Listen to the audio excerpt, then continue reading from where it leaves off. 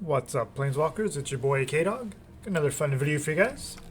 This one we're going to be looking at a Knight's Parhelion. It's kind of a mono black Knights splashing white for this artifact. Parhelion II, 6 white white, 5/5 flying first strike vigilance. Crew cost of 4. And whenever Parhelion II attacks, create 2 4/4 white angel creature tokens with flying and vigilance that are attacking. So yeah, pretty powerful stuff. So just 2 of, because it is 8 CMC, and it is legendary as well. And one of the ways we're going to help enable this, among other things, is going to be Karn, the Great Creator. It's a 4-mana Planeswalker with 5 starting loyalty. Activated abilities of artifacts your opponents control can't be activated. It's not sure how relevant that might be, but could be good against Witch's Oven and things like that. +1 until your next turn, up to 1 target non-creature artifact becomes an artifact creature with power and toughness each equal to its converted mana cost.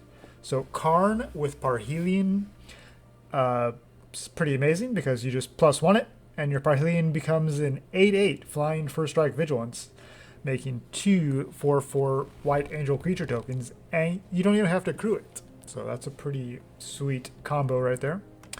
And the -2 is you can choose an artifact you own from outside the game or an exile, reveal that card, and put it into your hand. So we do have some artifacts in our sideboard, just a few of them, not really a ton of synergy. Mostly it's just in here for that +1 on the Parhelion. And we do have some in our main deck. We'll touch on that real quick. 3 Heraldic Banners. So since we are mostly focused on black as far as our creatures go, we're going to mostly be playing this on black. As Heraldic Banner enters the battlefield, choose a color, and creatures you control of the chosen color get +1/+0. So a nice little attack boost for all of our knights in the 1, 2, and 3 drop slot. We do have a couple 4 drops that will also benefit from this as well, and they are flyers, so that could definitely be relevant. And also we can tap to add 1 mana of the chosen color. So a little bit of ramp, since we are trying to ramp into Parhelion as quickly as possible when we do see one of the 2 copies that we have. Going back to the 4 drop slot here, we have 2 Seraph of the Scales. It is a 4/3 flying angel. You can pay white to give it vigilance, or black to give it death touch, and has Afterlife 2. So when your opponent destroys it, you get 2 1/1 flyers. Obviously it doesn't work with exile, but it's still a nice benefit in most situations. And at 4 power, you can accrue your Parhelion with it. Also, we have 2 Nightmare Shepherds. 4/4 flyer. Whenever another non-token creature you control dies, you may exile it. If you do, create a token that's a copy of that creature, except it's 1/1 and it's a nightmare in addition to its other types. So just a terrific value engine here, as when your opponent uses spot removal on some of your other creatures, you can choose to exile them and keep around a 1/1 token that's a copy of that. So we do have 1 creature in particular we're about to get to that would synergize quite nicely with that. And also at 4 power, it itself can crew your Parhelion. So that creature is the Oathsworn Knight, black, and 1. Oathsworn Knight enters the battlefield with 4 +1/+1 counters on it. So if your Oathsworn Knight dies with the Nightmare Shepherd in play, it becomes a 1/1 with 4 +1/+1 counters on it. So that's pretty sweet. It's a nice little boost. The downside to having basically a 4/4 for 3 is it attacks each combat if able. But if damage would be out to Oathsworn Knight while it has a +1/+1 counter on it, you prevent all of that damage, and instead you remove a single +1/+1 counter on it. So has to attack, your opponent blocks it with anything, no matter how big it is, you just remove a single counter from it. So not that big a deal. And of course having the upside of just playing it at 4 power and then just tapping it for Parhelion. That's a pretty sweet synergy right there, so you don't have to worry about attacking in and losing it, losing counters. And for a little bit of removal, we got 2 Murderous Riders in our main deck. Instant speed, we can pay 1 black, destroy target creature or planeswalker, and you lose 2 life. And then of course we can always bring it back as a 2/3 life linking zombie knight with the upside of when it dies, it just goes back to the bottom of your library. We're also going to be running a couple of Gideons. Another way to crew the Parhelion, as it is a 4/4 human soldier creature token with indestructible. So it's a nice 3 mana, 4 loyalty planeswalker. Has the upside of preventing all damage that will be dealt to Gideon during your turn, so it's indestructible. And you can +1 to give another one of your creatures Vigilance, Lifelink, or Indestructible. And if you get up to 6 or more loyalty, you can -6 to exile any target non-land permanent. So that's a nice bit of a removal option if you're able to keep it around for a few turns. Speaking of removal, we do have 2 Banishing Lights, just an outstanding utility removal spell, as you can exile any target non-land permanent. Of course, it is an enchantment, so if your opponent removes it, then they will get their permanent back. But for the most part, you'll be able to get rid of something, at least temporarily. Moving on down here to the 2-drop slot, we're running 4 Smitten Swordmasters, since we do have a sort of a knight theme. So this is a 2/1 lifelinker for 2 mana, so that's pretty decent on its own. And a nice little bonus here of you can play a sorcery to gain X life, and each opponent loses X life, where X is the number of knights you control. So we'll be able to gain a few life back against those aggro creature mono red type decks that are a little more aggressive than us, maybe. 2 Order of Midnight, since we are kind of playing into the late game with Parhelion. It's a way to kind of get our creatures back in the mid to late game, and just kind of keep having options to crew the Parhelion, or block, or attack, whatever the case may be at that stage of the game. As we can return target creature card from your graveyard to your hand at 2 mana sorcery, or in the early game you can just play it down as a 2/2 flyer that cannot block. And we're going to be running 4 Birth of Meletis. Just another way for it to kind of help us curve out, as we do get to search for a basic plains, reveal it, and put it into your hand on when it comes into play. And then the next turn we'll get a 0/4 wall, so just kind of a nice little defensive creature so we can keep attacking with our knights. And then the third saga is we gain 2 life. So that's nice again against those kind of red or other aggressive decks. Gives us a little bit of more breathing room as we try to get into the late game and set up our Parhelion. And of course you have to run Knight of the Ebon Legion. Just 1/2 for 1, and paying 3 to give it +3/+3 and Death Touch until end of turn. It's just outstanding offensively, defensively. It's a knight, and we can buff it up to give it 4 power, and then it can crew the Parhelion the turn it comes into play, because then we'll have enough mana to do that. And of course, if your opponent, any player lost 4 or more life during a turn, you get to put a +1/+1 counter on it. So we are trying to be aggressive with this deck, but if our opponent has tons of removal, things like that, we do have the Parhelion to kind of help us close out the game. Going over the mana base here, we do have 8 plains. Let's make that 2 Castle Locthwains, 6 swamps, 4 Godless Shrines, 2 Temple of Silence, just a little bit of fixing, but we do want to be aggressive, so trying to minimize the number of tapped lands. And then also for the fixing Fabled Passage, since it does have the upside of being untapped once we have 4 or more lands in play, as we kind of search for whatever basic we need, since we do have some double white and double black spells. That's the main deck. Let's go over the sideboard real quick. So some of those artifacts we can fetch up with Karn include 1 of Grafdigger's Cage. Creature cards in graveyards and libraries can't enter the battlefield, and players can't cast spells from graveyards or libraries. So if anybody has some kind of a graveyard synergy, this just shuts them down at 1 mana, so that's pretty outstanding. 2 Sorcerous Spyglass, as a way to shut down planeswalkers or any permanents with activated abilities, such as Witch's Oven and things like that. 2 more utility removal spells here in the Banishing Light. And against planeswalkers and creatures, we have 2 more Murderous Riders. And if our opponent's just super aggressive and go wide, we got a couple Kaya's Wrath to kind of help protect our board, and then we can kind of take a little more controlling plan and clear the board and then start playing out our creatures. And against other kind of smaller, like mono white, mono red, things like that, we have a couple Massacre Girls. And also at 4 power, it's another way to crew our Parhelion, so that's pretty sweet. And the rest of our artifacts and sideboard options include God-Pharaoh's Statue, which at 6 mana, your spells your opponents cast cost 2 more to cast. So not always relevant, but if you can get this down against control or other mid-range decks, it can definitely give them a problem. And then it chips away at their life total. At the beginning of your end step, each opponent loses 1 life. Meteor Golem is just a great option to fetch up with Karn, as you can then play it probably the following turn as a 3/3 for 7 mana, a little expensive, but we do get to destroy any non-land permanent and opponent controls. Planeswalkers, enchantments, artifacts, anything like that. So just kind of another way to destroy any problematic permanents. And then Stonecoil Serpent as a reach, trample, protection from multicolored, and enters with X +1/+1 counters on it.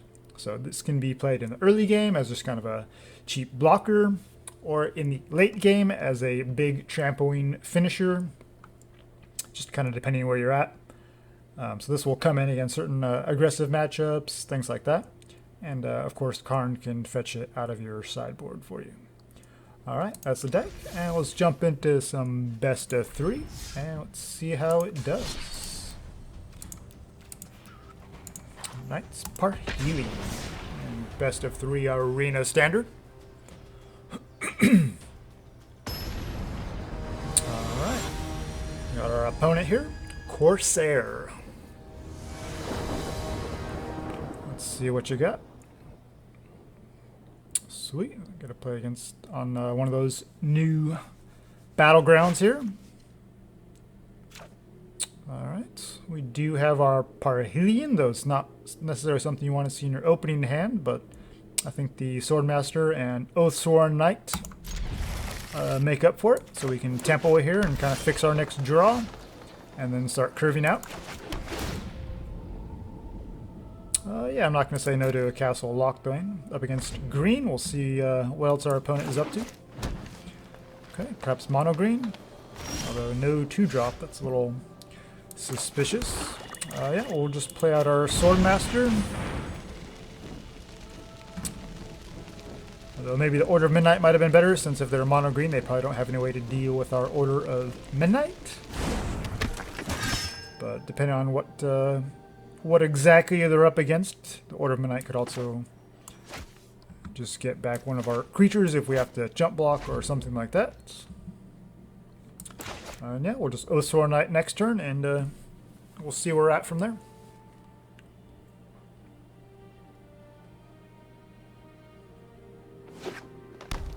Okay, 3/4, so definitely looking like mono green. The no creature is a little suspicious so far. Generous Stray. Okay, so it's probably just the enchantment-based deck. It's like Oakenform and things like that. I'm fine if they want to trade. I mean, they'd have lots of buff spells and ways to enhance their creatures, so just trying to keep the board clear is fine with me. And if we want, we can always get it back with the Order of Midnight. I'm not sure how important that'll be in this particular matchup. So next turn we'll have the option to Swordmaster plus get the Order of Midnight down as just as a 2/2 flyer. Okay, Prized Unicorn. Not what we were expecting. Oh, the Oathsworn Knight has to attack in, so let's crash in. I imagine they'll just take it. Our Swordmaster will have to block their Unicorn, and our Order of Midnight will not be able to block it. Well, at least gain a couple life out of it, that's fine. Or we could just Order of Midnight as a 2/2, and then Swordmaster to chip away at their life total a little bit. That'll only deal 2 damage.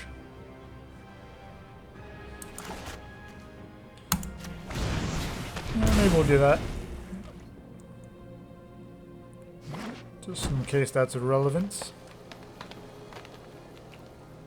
I mean, it's going to die to the prized unicorn anyway, because all creatures able to block it must do so.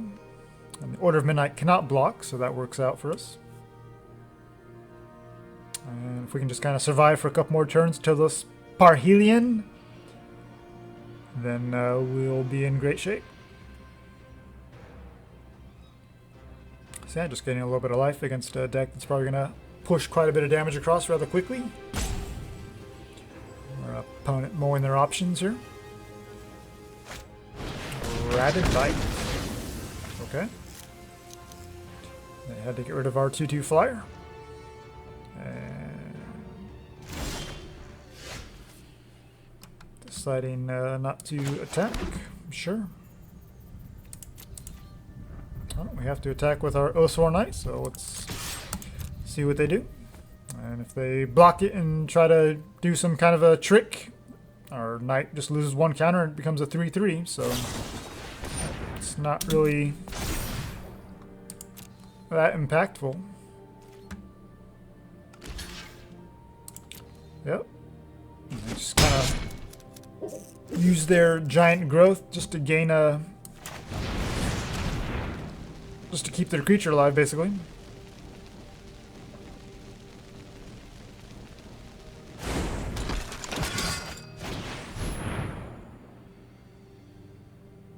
Okay, now we can grab another land, and we're getting real close to this Parhelion.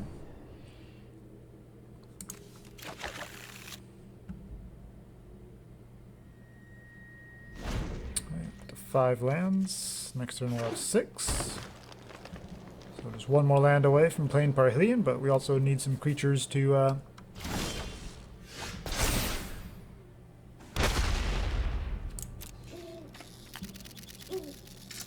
think we'll hold back the Swordmaster. They don't seem interested in attacking, so I think we'll just hold it back. That way they can only block the Knight, the Oathsworn Knight. Okay, our opponent's just wasting all their buff spells. It's fine with me. Yeah, we'll go ahead and play the planes that they know about. And probably try to draw a card, even though we'll take 4.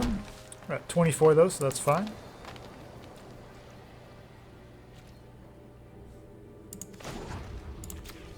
Our opponent's not attacking, they're down to 2 cards. They're wasting all their buff spells just trying to deal with our Oathsworn Knight. And we're about to get down this Parhelion, so I think we're in decent shape. We'll start drawing some creatures though. So 1, 2, 3, 4, 5, 6.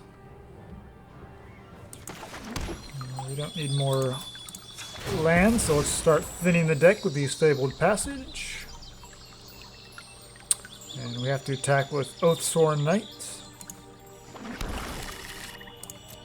So let's do that. Let's see if we get another pump spell out of their hands. And they're using it just to keep their single creature alive. That's outstanding.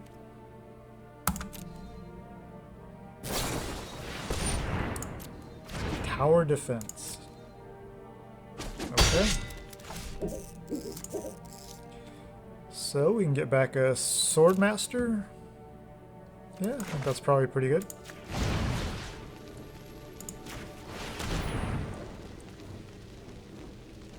Maybe getting the other Order of Midnight back might have been better. So now we can just kind of dump out our hand, and then next turn we can crew our Parhelion. Well, we can play our Parhelion, and then we'll have creatures hopefully around to crew it. Once our opponent starts attacking, then we'll have to start making some blocks. So yeah, we're in pretty good shape. Okay, our opponent has decided they've run out of options. Alright, against mono green. Gideon could be decent, but I think we just want all the spot removal we can to kind of deal with their creatures. So since they're just kind of be focused on just a couple creatures at a time. Alright, our opponent not interested in playing it out. Alright, jump into another one. And we are so close to getting our Parhelion down.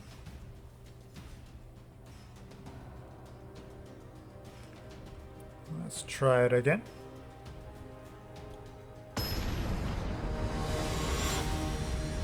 Up against Black Osiris. Cool name. We gotta go first. And seems reasonable. I do need another black source, but we can at least curve out with Knight of Ebon Legion and Order of Midnight.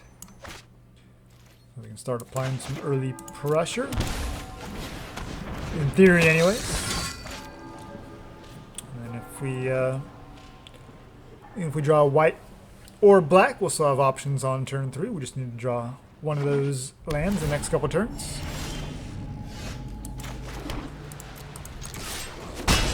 Okay, up against is it maybe, or it could be Jeskai or Grixis? Looks like they're on the budget mana base with the Swiftwater Cliffs, so it's a little hard to tell just yet. But we'll go ahead and play out our hand and see what they're up to and just kind of force the aggression. Alright. And since it's likely that they're just a control deck, I think we're going to kind of play this a little slower. And just push across the damage with the creatures we have on board, and if they go for some removal, then we have ways to follow up.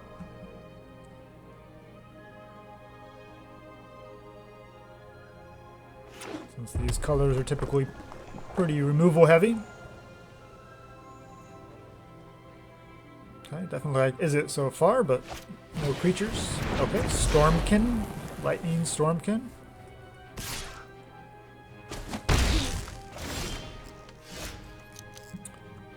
Now that we see kind of a little bit more what they're about. So they do have creatures, so I think we'll just get our Oathsworn Knight down.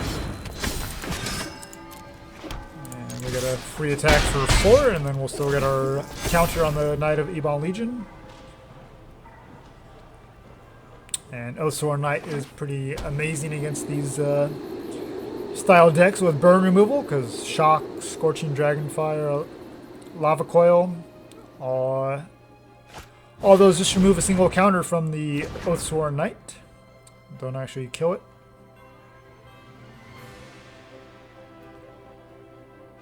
And our Knight of Ebon Legion keeps getting bigger and bigger. Okay, they want to deal with our 2/2 flyer that can't block for some reason.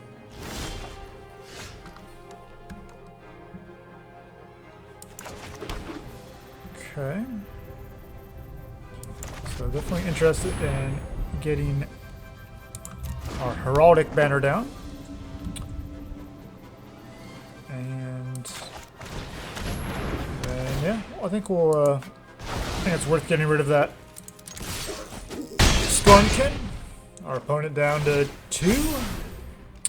We have a Gideon in hand, so game is not quite over.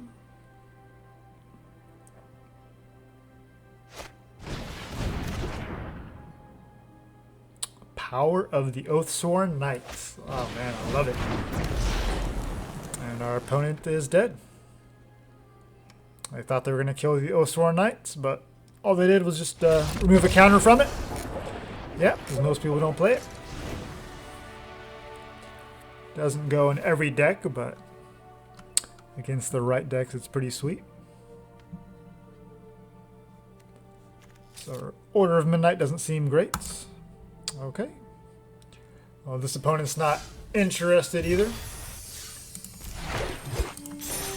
Yeah, well, I think you guys got a pretty good taste of how the deck can play out. Has a nice aggressive opening with the kind of the mono black knight theme, but we do have some nice defensive spells with the Birth of Meletis and Gideon, things like that can help us against more aggressive decks, and Gideon against like control decks with sweepers and things like that.